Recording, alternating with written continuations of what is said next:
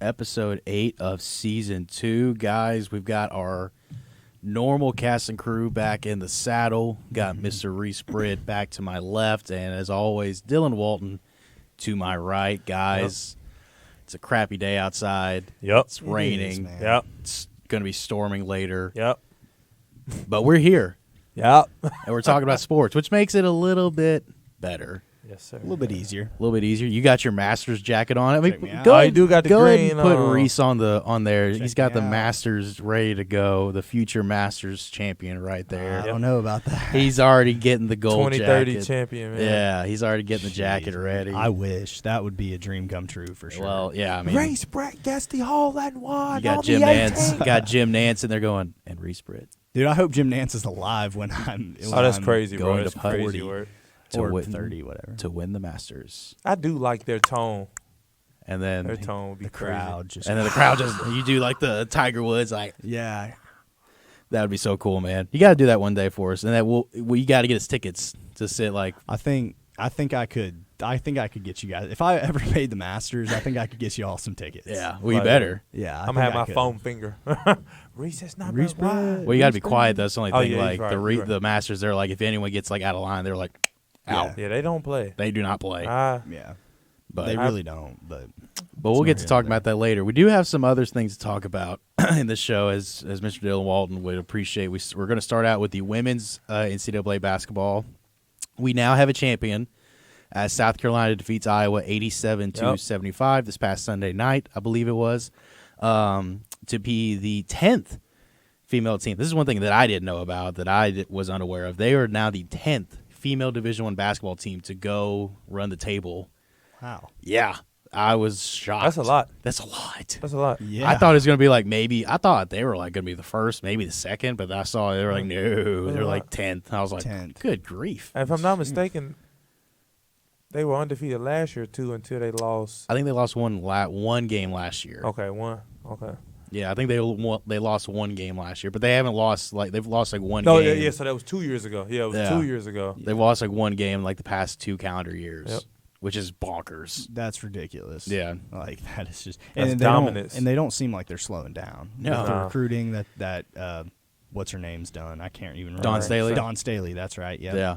Recruiting that she's done, dude. I mean, they're gonna be It's good. over with. It's over with. Speaking of great careers, Caitlin Clark finishes hers out with 30 points, 8 boards, and 5 assists. Tessa Johnson for South Carolina led them in points coming off the bench. Knocked down. We've said that like it seems like every time we do South Carolina, they have like a bench player come out of nowhere and just ball out.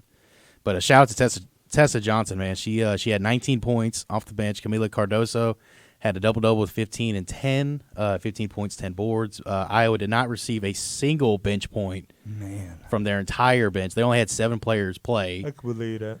but nobody on their bench scored. And then I think that, like, their next leading scorer besides Caitlin was 16. So, I mean, Clark just had no supporting cast against South Carolina, which is tough to see. But she will finish, her career, Clark will finish with 3,900, excuse me, I got that completely wrong. 3,951 points and 1,144 assists. That's insane. 49 points short of 4K, which I thought she was going to get, but she came up a little short. She was close. She was close. But and then Dawn Staley, she's now has her 3rd national championship to her resume. And, you know, we've kind of heard rumblings about this, you know, Dawn Staley potentially retiring. I don't know why. I mean, unless it's just for her sake. Yeah. But, I mean, She making money and winning, bro. she's making money. She's yeah. winning. She's affecting the game. Yeah. And now she's inspiring black women to be not only athletes, but head coaches as well. So, I mean, Yeah. can't do nothing but I wish I remembered the lady's name, but she's a G League head coach.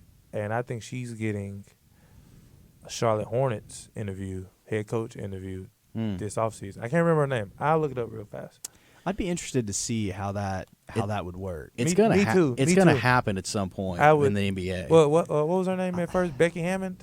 She was like, Yeah, she with was the one. Spurs. She was the one that was like, everybody was like, Yeah. she's going to be the first, and then she ended up signing a big contract to stay with, I think, the Aces Yeah. in the WNBA. But Yeah. that'll be interesting to see. Lindsay Harding is her name. She's not G League Coach of the Year. I'm not worried about that when things are going good. Like if the NBA team's winning games, I'm not worried about that. Yeah, because every dispute or bad wrongdoing is fine if you're winning, right? Especially in the NBA and whatnot. But like, it's when things go bad is when I'm a little concerned of how internally that's going to play out. Are the players going to still listen to that person, or are they just going to kind of do their own thing because it's a woman in that role? Well, even winning. I mean, we saw the Bucks who were rolling this year. They fired their head coach after like 40-something games, so it can go at Either any way. time. That is true, yeah. So where I think this may sound wrong, so please forgive me if it does. I think the biggest issue is there's certain things within a male locker room No, that's right. that a female just will not be able to relate to, and it's vice versa as well. Yeah, Sure. There's things that a male can't relate to within a female locker room. They're two totally different things. Yeah. So I think that's where you're going to have issues for a female coach. Now, am I saying that they can't work through that? No, I'm not saying they can't work through it. But there's going to be different challenges with going with, especially grown men locker room. Yeah, that's what I mean. These guys are professionals. Yes, And Like they're getting veterans, paid too. to be Yeah. there. Yeah. they're right. they don't listen to half the time their male coaches. Yeah. Unless you're like a Doc Rivers cat where you've got some credibility to you. Right. But not too many head coaches got credibility now in the league. Like No. real credibility. Yeah. So, but that'll be interesting. I think it'll be, Miss Lindsay Harding, that's her name. She won for the Stockton Kings. She won G League Coach of the Year. So she's a G League for the she's men. a G League coach. Or for Yeah, the she women? she do. There's no There's no G League for the women's. Yeah, so she do men. That's interesting. How there's been a female coach for a G League team before a college team Yeah. yeah. for Division I, at least. Because I think there has been For a men's for a Division II or III, but for a Division I male, how it went, they had to go. You had a professional team. I mean, it says G League, it's professional. Yeah. So, but you had that before you had college. That's kind of surprising to me. I just looked at. I mean, yeah, she's Now, she legit. I ain't gonna lie. She became the first woman to win the G League Coach of the Year award, and she's got a chance to become the first female to win get hired second. as a head coach of an NBA team. I think she might get it. I mean, the Hornets garbage. So I mean, what do they have to lose? See, that's yeah. I So, was I gonna mean- say that if there was one team that could potentially make this hire, it would be the Charlotte Hornets, yeah, because that's- at this point, like they'll try. I mean, if Anything. she had success at the G League level, She can they're definitely- thinking to themselves like, well, maybe she can get across to these guys and make them play the way that the Charlotte Hornets want them to play. All I ask is from a fellow black man and a fellow black person and a black man is give her a fair chance. Yeah. A lot of black, white, green, red, orange, all coaches deserve a fair chance to come into a program, but especially her. She's the inaugural first head coach in NBA, women's head coach in NBA history. If that was to happen. I know we Yeah. talking about, college right now, Yeah. but give her a chance. I think it goes back to what you were saying too about like sometimes even a male head coach doesn't even get a fair shake. Yeah. In the NBA especially, like what you were saying about the Bucks head coach, 40 games in the season, they were perfectly fine, like well within striking distance of the Celtics. Record-wise. Record-wise. I'm not Yeah. talking about Yeah, internal. because stuff. I don't know what they had Because going on. I think there's more internal stuff with Yeah. the majority of the teams than what actually is in the media and Oh, what we think. Right? you a student athlete. That's so what I'm yeah, saying. you So know. it's like even through winning, things can internally be pretty rocky. Yep. So, but even and it doesn't even have to just be a woman head Yeah, coach. it's that doesn't anybody, get a fair yeah. It's shake. anybody. It can be anybody. yeah. And we saw that with the Bucks this season. Yep. So it's gonna be interesting. It's going to be interesting. I love how we went on that little tangent, but that's awesome. That's what sports shows Yeah. do. But You start with something, and then you kind of go off on a little. It's that little Yeah. extra time we got. And that is true. That's if right. if we were still on our 30-minute, I'd be like, all right, guys, we got to rein it in. But we can just sit here all Yeah. day. Yeah. Now Paige and Trey may leave us. Shout out to them. Yeah, we might be talking until they get here at 9 a.m. tomorrow. Yeah. But, But man, so we'll go back to college before Yeah. we bring this back up. But that was interesting. That is a very interesting topic. We may have to hit that a little more in depth next week. Yeah, that's crazy. But obviously, Caitlin Clark, there's no debate. She's the greatest college player of all time. I mean, it's probably, I can't. I mean, she could be the most influential women's basketball player, period, of all time. At least in college. I can say that. Dude, I mean, she might be. We'll see about pros. We're gonna wait till. I can't wait to go to her first WNBA, or first or second. I can't remember. I can't. You're wait. going already?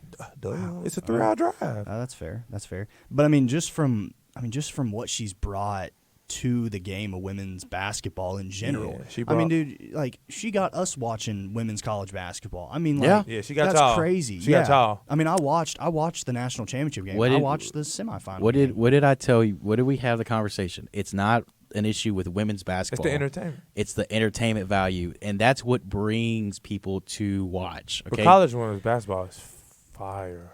It is now. It's been good, but now she didn't put a different. She's elevated it to where it's like now it's a national storyline, I mean, whereas before it's just like, hey, you're Tennessee, you're LSU's, you're UConn's, right? Those were like, hey, that's where it's like a hotbed. Now it's like everywhere. It's like everyone. It's talent. It's talent everywhere. I mean, USC this year with what's her name? Juju Watkins. Yeah. I mean, Cameron USC, Brink, Cameron Brink at Stanford. Yeah, she in the draft too. I can't wait for. What was it? The Sunday. 15th? This 15th. I think it's next Sunday. No, not this Sunday, but it is this Sunday. It is this Sunday. Yeah. It's also interesting to me that NBA GMs have come out and said that this NBA draft class is probably the worst draft class they've seen in a long time. Yeah. Meanwhile, on the flip side, it's this one of the is best. one of the best WNBA draft classes of all time. I think this is the draft class equivalent to like the 03 draft with LeBron, and D-Wade, Carmelo, Chris Bosh. You had Miletich. You had a bunch of other people, but them just the first 5-6 picks. But like, it was loaded. And you got Caitlin going one, Angel, Cardoso, Cameron Brink, Aaliyah Edwards, Deja. I'm Keep pretty rattling them off, buddy. Yeah, Deja Fair, the transfer portal jumping like a hotel for Super Bowl Haley Van weekend. Lith, she's in the transfer portal. Yeah, word to the street, supposed to go in Mississippi State. She got out of LSU. Yeah. That heat was a little too much on her. Yeah, well, it wasn't a fit. She's a bucket getter, and when you got Angel Reese clogging up the paint, Anise Moore clogging up the mid range, Flage taking over, Michaela Williams being a bucket, like she wanted to be a point. She wanted to be CP3 with LeBron James, Anthony Davis, Carmelo Anthony, and it just she's not built for it. So, but college women's basketball is, dude. But yeah, I mean, it's this next Monday is the draft. Next It'll Monday be on the 15th. Clark's gonna be number one. That might be if you put like actual money on it, which we won't hear because we're not gonna do that. But if you had to, you might make like 1 cent on that because like that's gonna be the lock. 100 to win 1 cent. Yeah, that's gonna be the lock of the century. Yeah. I will say, if you're the WNBA commissioner in this situation, you cannot botch this next process or like this next. No, you can't. This is where you elevate. Exactly. This is a draft class that elevates your brand, right? Yep. This is the draft class that will get people like us three to watch a couple WNBA games, right? Us too, yeah. Us too, Y'all whatever. too. But you'll watch more. I've been here. But you'll be at the games, which will elevate your fanhood. as well. Exactly. Once I get my jersey, it's over. Speaking of, where's your shirt at? It'll be here Friday. Nice. It should be here Friday. Okay, so next episode you gotta have it on. Yeah, it should be here Friday. That honestly I forgot we kind of did that. Yeah. that I did deal. too until I saw the bracket. I was like, let me see if I'm last, and then I was like, oh, thank God I'm not. Where did I finish? Was I second? I was third. I think you were fourth or fifth. No, I think you were fourth because you were fifth. Yeah, Isabella came in dead last. But Paige do better. Paige came in second. Shout out her, and then Trey won. Shout out Paige. Oh, wow, Trey won. Yeah, we had UConn. I mean, who when we started this thought anything else except Trey was winning? Like Trey was going to win the thing. I mean, that was just me. Like I thought I was going to win. I'll say it right here. Now, women's, I thought I would have won. Oh yeah, you'd have won 100%. But I mean, granted, I would have picked Iowa or South Carolina. So yeah, which I think all of us would have. Hey, also shout out Lady Vols. They just hired a new head coach, Until you fire her in 2 years. Okay, who knows? What was the last lady's name? I can't remember her name. Kelly Harper. I liked her. She was fine. I mean, it's just like when you're talking about a program like Tennessee and the Lady Vols, like you can't not make it past the Sweet 16 in your 5 years they give you. Like she was there 5 years. Yeah, Oh, you that was have fast. to make That's fast. the best. You have to make it to at least an Elite Eight. Yeah, it's a little bit of higher standard. Yeah, at the University of Tennessee. It's Women's. still even a higher standard than the men's. Oh team. yeah. Pat know what I'm saying? Pat Summitt kind of screwed whoever came after her. No, I that's love Pat Summitt. I mean, she was awesome, but Kind of like Nick Saban, you know, probably whoever goes to Alabama. I mean, I know they have a guy now, Kalen DeBoer, but bless his heart. Literally, actually, yeah. But it's a great comparison because what Pat Summitt did for the game of women's basketball is exactly what Nick Saban did for college football. Yep. You know, so but yeah, I think Kim Caldwell. I mean, she was successful at every single stop. She was that's what I'm looking at. She was at Marshall before this. She won the Sun Belt regular season. She won the conference tournament. Nah, she don't play. Nah, she won like the Pat Summitt Award for the best Division II head basketball coach, women's basketball coach. So she legit. Yeah, she won the D2 national championship at Glenville State. Yep. She was there for 4 years. So you really know her because you're She's reading a ball, everything I'm reading. Everything. She's a ball, dude. Yeah, she's. I think she'll be okay. Yeah. But as the game of women's college basketball elevates, But yeah, you have to get people that are going to elevate your program. But y'all got to revamp though. Losing Rakia Jackson. Yeah, losing she was good, man. She great. She was so good. But she's another one in the draft. Yeah, I forgot about my girl Rakia. Yeah, But again, you talked about how my girl. how the game has been elevated, and I think you said it perfectly. If you're the WNBA, you cannot botch this. you cannot botch this. No. You have to make sure that they are marketing. You have to try to get them on TV as much as humanly possible. You cannot screw this up. You've been given the golden egg. Yes. No, for real. You cannot drop This is it. This is it. If they find a way to botch this, I mean, I'm not exaggerating. If they find a way to botch this, they might go under. No, they probably league. will. If they as a botch it. league, I'm saying like they could easily go under if they find a way to botch this. And what else is going to be interesting is how NIL plays into all of this because, frankly, like, Caitlin Clark has been paid more NIL money like in these past 2 years than she's probably going to make in the WNBA. I think what we missing is those endorsements. To my understanding, I know you got it better because you deal with it a little bit. Yeah. But to my understanding, those deals don't go away once she signed her W contract. Yeah, she's probably going to get more. Like she get real partnered commercials now. But I mean, I'm thinking like from Iowa, like in general. 'Cause, like Iowa's got a collective. Like every Power 5 university has a collective that is paying. Like the Iowa collective is probably paying her more than any of her endorsement deals that she's getting. Because it's a double. And you could get the endorsements even with being in college. Yeah, that's what I'm saying. Okay, so it's like I thought it was all one check. So it's two. So it's not separate. just different. It's not just like hey State Farm or hey Wheaties or whatever. It's like the essentially the Iowa University is going to pay her a salary in quotes. And then State Farm's going to pay her a salary in quotes. And then on top of that, if like the local Chevy dealer wants to give her a car and like pay her money to be in a commercial, then on top of whatever she makes from the collective and State Farm, she gets from the Chevy. She getting passive income then every week. She getting something. Yep. Yeah. I mean, she probably does not ever have to touch a basketball again, and she's set for the rest of her life. I can see it. But you mentioned it. We mentioned it last episode. Like her contract for the WNBA is going to be like a side gig. Like, that's shopping money. It's nothing. That's shopping money. Yeah. But it'll be interesting. Yeah. We're going to move on to the men's, but before we're going to do that, we're going to look at our social medias on Twitter, aka some news X. for the men. I'm sorry. You're good. But it's some new. I just thought about that. It came out here. I'm sorry. Well, I mean, we're going to talk about the men's here in a minute, but here they are, Twitter and Instagram. Follow us at Roleplayers at APSU. Our Instagram's doing pretty solid. Our Twitter's not doing well.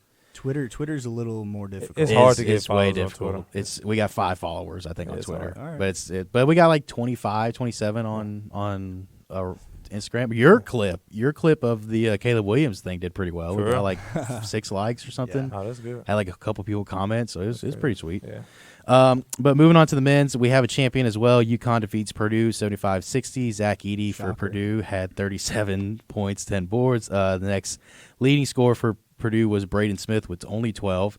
UConn's Tristan Newton had 20 points, and then UConn's 4 out of their 5 starters scored double-digit points. UConn becomes the 8th team to repeat as Division I champs for basketball. It's a decent was not a decent game. It was pretty hard to watch. I mean, it was Zach Edey or nothing for Purdue. Yeah. UConn just put on a clinic. A So little trivia question here. Who was the last team to repeat as national champions? It got to be y'all. no, Tennessee's never made it to the Final Four. Tennessee's Oh, never that's made right. it. Yeah. Tennessee's never won. Let's see. What did Kentucky? It was because 07-08. Or wait, it was 08-09. Florida. That's it. The University of Florida. I Billy was, Donovan. like, it's not Calipari because That's he's what Al he's our Horford talking and, point next. I think Joakim Noah. Joakim Noah was on that team. Was yeah. Bradley Beal there? I think No, Bradley it Beal was came later. much later. Much like 2, Yeah. 3 Yeah, years Trey later. guessed it. Yeah. He said Florida. Of course, he would Yeah, know of it. course. Dude, that's what I'm saying. Like, if y'all that are listening to this do not know Trey, but like he knows sports. He's Like, a human this computer. guy he knows is. everything. We call him Beep Boop, and it's for a reason because he's a Like, human computer. That guy knows. I mean, there's no doubt in my mind he was going to win our bracket challenge. I mean, That's true. honestly, And like, he knew it to a T too. He knew Analytics the, and game. He knew the analytics, everything. I mean, that guy crazy. I love it. Speaking of analytics, we're going to talk about this next guy who had a lot of analytics on his side at Kentucky, but John Calipari is now no longer That's what I the was coach of the University okay, of Kentucky. I I knew where you were going. I had a hunch. Yeah, I forgot about it. So he is gone after 15 seasons. You can see the graphic here. Had 410 and 123 record. That's 76.9% winning percentage. 6 SEC tournament victories, 6 regular season champs, and a one-time national champion. He's also a runner-up 1 year as well. Big news out of state of Kentucky. Huge news. He is now the head coach of the University of Arkansas. Yep. So he there's talks. We kind of talked about it earlier this season with the tournament, how they lost in the first round to Oakland, and how there might be some rumblings of him being fired or let go. They came out and said no, he's going to have another year, and then he essentially says, you know what, I'm just going to get out before it gets really hot, and he got out of Dodge. Yeah, and apparently there was a lot of turmoil going on between him and the media for Kentucky, and I think after the and this is just me being a Tennessee fan and just following the game that they played. It was after Tennessee went to Rupp Arena and beat them this past season. He used to always show up for the post-game press conferences, always showed up to talk to the radio station that covers Kentucky basketball thoroughly. Didn't show up for press conference, didn't show up to the meet with the radio station, like didn't do any of that. So like there was some relationships that got cut, and got burned really fast in a really short amount of time too up there. And so that's why like this news didn't even surprise me. Like when it came out, I was like, oh, Arkansas, like that's a pretty lateral move in my opinion. But like, why you think that? It's a lateral move? Yeah. Because Kentucky and Arkansas, they play in the same conference. Yeah. They have about the same. But you stature. expected him to stay in the SEC? I don't know about stature. I know that's the thing. I didn't expect him to stay in the SEC. Yeah, I didn't either. But I expected him to I wasn't surprised if he was going to take another job, whether that be the USC job, whether that be Arkansas, like Musselman went to USC. But I just didn't. It didn't shock me because I knew the kind of the predetermined notion what was happening. I think he just got out of Dodge because he saw the writing on the wall and unless he won a national championship, I don't think anything was going to change. But go ahead. Well, I mean, I was going to say I'm like getting a bunch of quick thoughts up here. But like what you said about Tennessee and how the women's side, like there's an elevated standard. Yep. With Kentucky, it's the same thing with basketball, and that's one thing that I disagree with you on. Arkansas, I think it's going to be a slight downgrade because there's not as much history there. Yeah.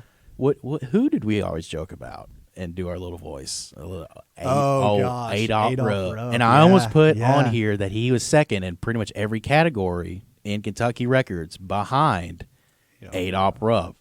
So there's just a different standard at Kentucky. So like going into the tournament, that's a given. Yeah. And then going to like the Sweet 16, that's kind of like the baseline. Yeah. So when you've gotten bounced back-to-back years in the round of 64 by very inferior teams, it's like that's when people are like, all right. And then like you mentioned, the media will turn on you like that. Like that. In a snap of the fingers, they'll in the turn on you. snap of a finger, they will turn on you. And especially up there where Kentucky basketball is literally engulfed that entire state. They don't have a professional team. They don't have a pro. They don't have an NBA team. They don't have a football team. They deserve something.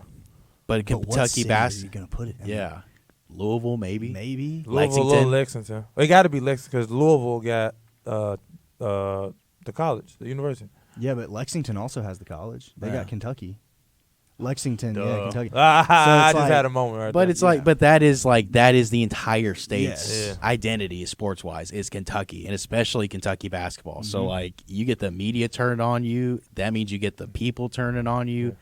And it's like you said, it's like an avalanche. Once it goes, there's no stopping it. And you're starting to see it with the football coach up there too, Mark Stoops. While he has done a really good job with where Kentucky is in the pecking order of college football, he's elevated their program. But at this point, with NIL, with the expanded college football playoff, like they expect more than what he's been giving, and the media has started to flip on him a little bit, like they just did with Calipari. Yeah. So it's interesting, man. Was it not time for him to go though? I mean, you had one natty in 15 years, and you had Hall of Famers in college. Yeah, true. Like, you had John Wall, AD, Boogie, Rondo. The list go on. Book. But I think the way that he has done it in the past with the one and dones, you can't do that in college basketball anymore with the transfer portal and NIL, with everything going on. Like, you're not going to be able to bring in these freshmen and beat guys that have been in college for 5 years. Yeah. You know, we saw it with UConn. UConn had 3 guys that were inside that program the whole entire time. Look at NC State, a team that was an 11 seed. Great granted, example. Had a Cinderella story, but they were all graduates, seniors, and juniors. But is that... They just don't make them the same anymore. Yeah, I was just going to say, like, but there's is that not a his John fault? Wall walking down. I mean, if you're reluctant to change, like, then that's and the difference is like you may have a first rounder in your building, but Kentucky and Duke, like those in North Carolina, they would have 3 or 4 guys like that. You would have as freshmen. You would have John Wall paired with Boogie Cousins or Anthony AD. Davis. You would have 3 or 4 guys. Now with NIL and transfer portal, you may have one guy like that. 2, yeah. But one guy's not going to just completely put it. I mean, even Zach Edey. I mean, Purdue is a great example. He was the one guy that they could hang their hat on, and they got him all the way to the national championship. They still lost by 15. And they still lost by 15. Their starting 5, Zach Edey started at Purdue. The other 4 guys were all transfers from other schools, all upperclassmen. So if that tells you anything about the landscape of college basketball, I mean, like, the way you win is having guys inside your program and getting 1 or 2 of those guys out of the transfer portal like UConn did. And, I mean, dude, they're the back-to-back national championships for a reason. Do you think, what's his name, Hurley? You think he go to way. Kentucky? That's what they say. Why would you? They said they offer him $10 million. Why would you? UConn could probably – honestly, UConn could probably match up to 9.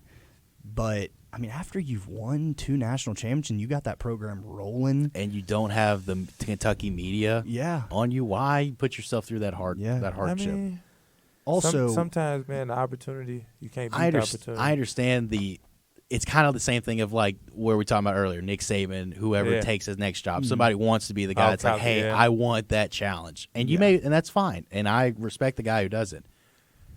But if you're at UConn, and you go to the Sweet 16, you go to the Final Four, you win a couple natties, you're a hero. Exactly. They're going to build a statue of exactly. you. You go to the Sweet 16 at Kentucky, you get to keep your job. Well, If you get bounced in the round of 32, you're fired. Yeah. That's what I was going to bring up too. Is like if you go to Kentucky and you make this move, you're always going to be compared to the likes of Adolph Rupp and John Calipari. Every move that you make is going to be compared to those guys that have come before you. Now with Dan Hurley at Connecticut, he can be that guy. He is that guy. Yeah. Like he's like you just said, he's going to have a statue by the time he retires from UConn. And if you make that move now, it's like, I mean, you're always going to be compared, but everybody that comes after Dan Hurley is going to be compared to Dan Hurley. It would take major guts, and I would respect it if he did it, but it would take some major guts on his part. I mean, I don't know. I mean, it's Kentucky, man. You can't. It's prestige. Like you can't get more pristine than that. You know what prestige gets you in this life? a lot of hardship that you don't have Yeah. to have. Yeah. I think it'd You be got fun. prestige at UConn, man. It's Yeah, a you do. prestige. That's a true. prestigious. No, that's his school. He run that now. That's a Back to back. prestigious basketball program that Yeah. you are running very efficiently, and But you've gone back but to we back. all know it's the things behind it, the surround sound for Kentucky. You got it's you got Drake in your That's what I'm locker saying. You got room. Drake in there, and Yeah. UConn. There's no rapper. They're practicing at Drake House. That's the experience I'm talking about. Like, you can take a PJ to Drake House. You're not doing that at UConn. I'm sorry, and I But- know basketball is bad. You want to focus on the main thing. Yeah. But I mean, what else are we supposed to live this life for? They are blessed with being on a world stage. Go fly in that rapper's private jet for a Yeah. week.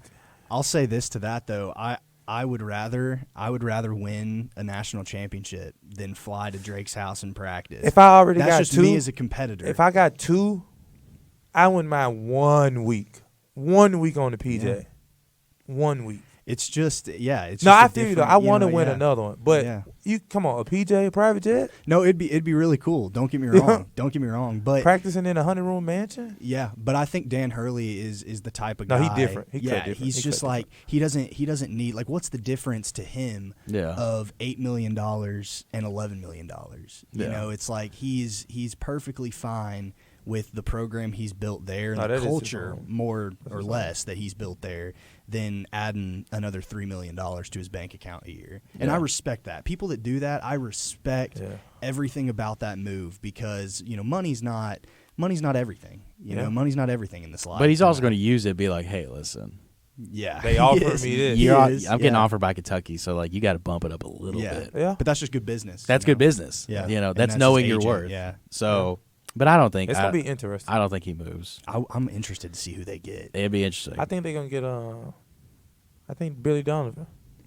That's the name I've heard, and I'm like, Yeah. well, yeah, They said somebody else. I can't remember his name. Could. I'm like, Very yeah, well yeah, could. that could work out. I mean, Yeah. that's a guy who's had success at both NBA and Yeah. college, Yeah, which that's is right. rare. Very rare. I mean, he does not win a finals, but he had success. He's had success. But in he the got NBA. he got two. He was the coach He for was. Florida. Yeah, he was the for coach when they Florida. went back to back. Yeah. So he Yeah. got two under his belt. Yeah, The only school, by the way, that has won a college basketball national championship and a national championship in football in the same year is Florida.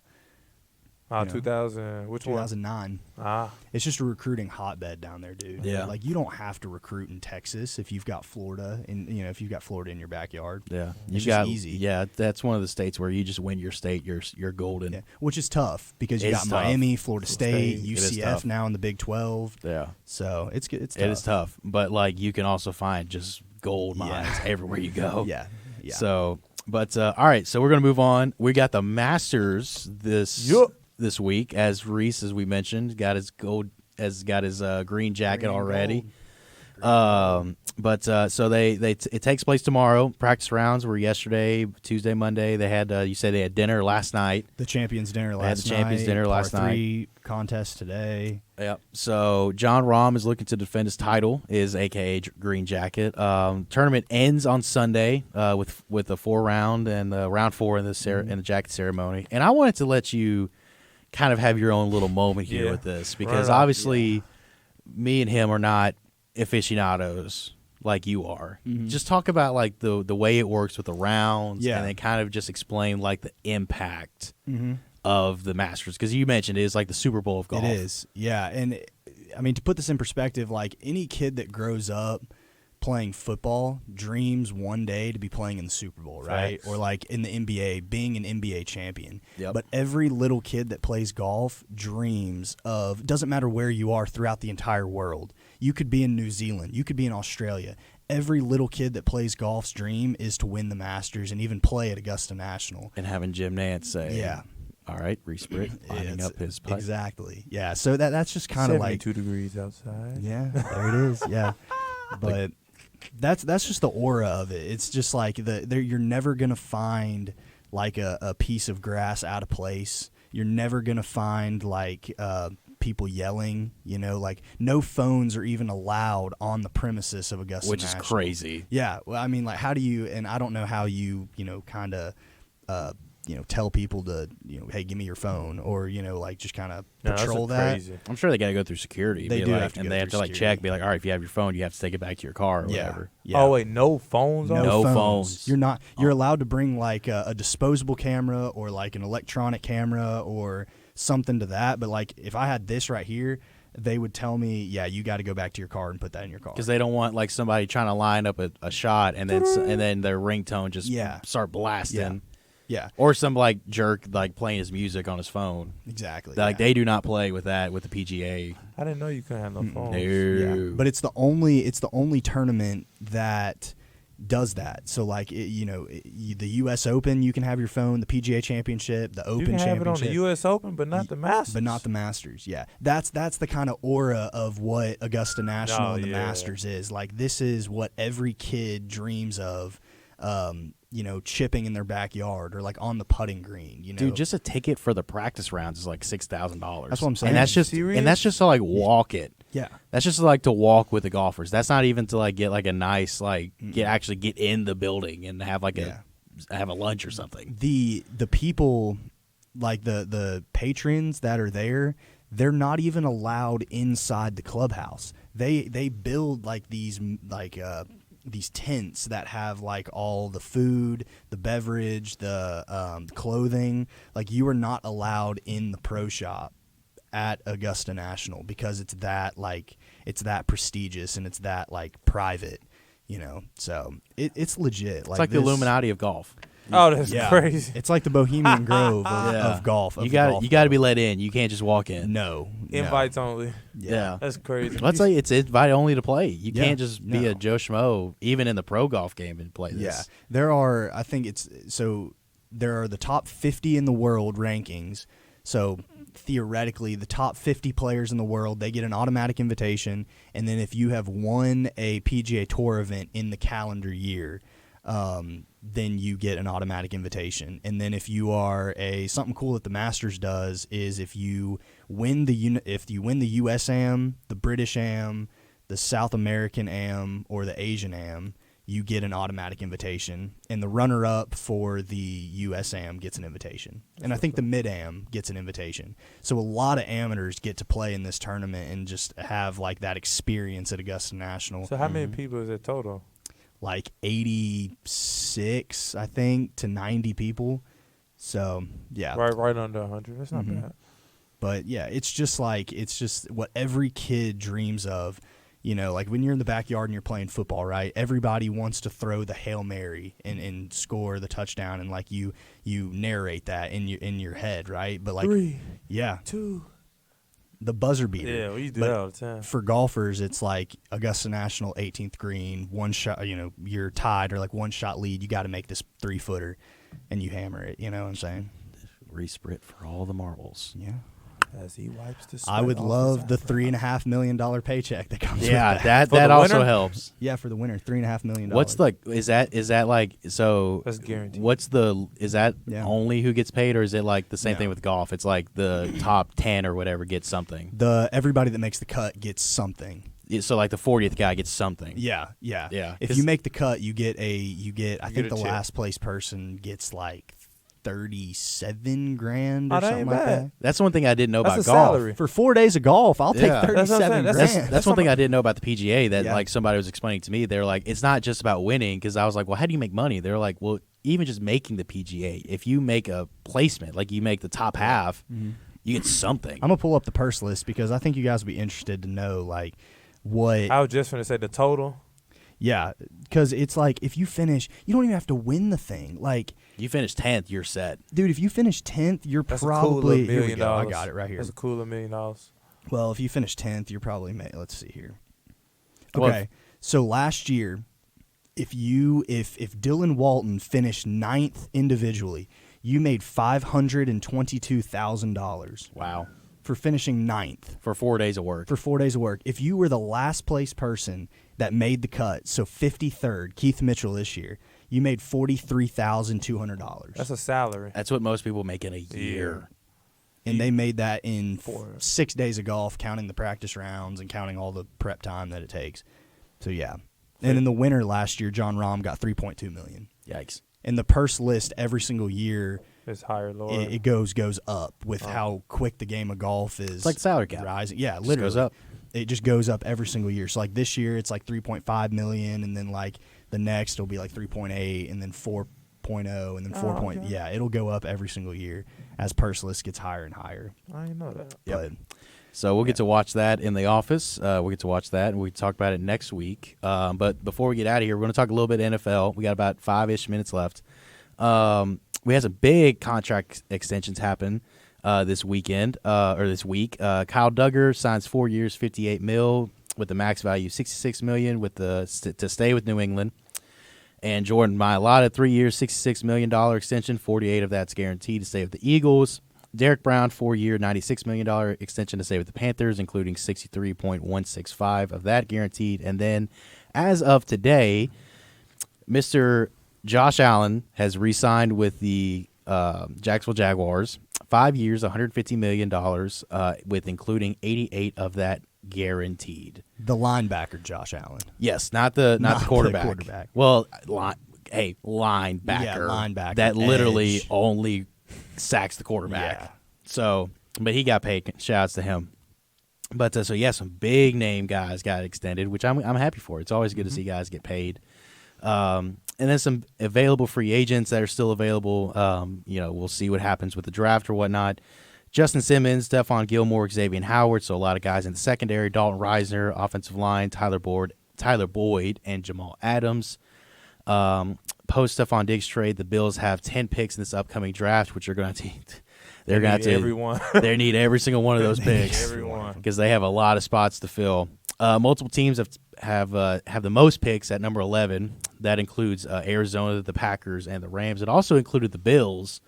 Up until the Stephon Diggs trade, they actually sent 2 away and got 1 back, so they lost a pick. They had 11, but they got a second-round pick in return, so they got a better pick. But they did lose one of their picks overall. Despite the fact that the Bears have the number 1 pick, as well as the 9th pick, they only have 2 other picks. They are at 75 and 122. And I had this on there because Mr. Dylan Walden does have to wear his shirt in this next week. Did you see that clip that we had posted? I didn't get around to. Did you post it like yesterday? I posted it last Thursday. Thursday. Yeah, we were traveling. We were going all over the place. I didn't end up seeing it. We'll have to show you this. I'll go see after the show. But he literally went in on Caleb Williams for like 2 minutes. Oh my gosh. It was hilarious. Me and Trey were like uncontrollably laughing. It was that bad. I mean, I don't like Caleb Williams as much as the next guy, but this guy right here Hates him. cannot stand him. I am not a big fan. Not sold. But OTAs, training camp, all that coming up soon. That's so true. Here we come.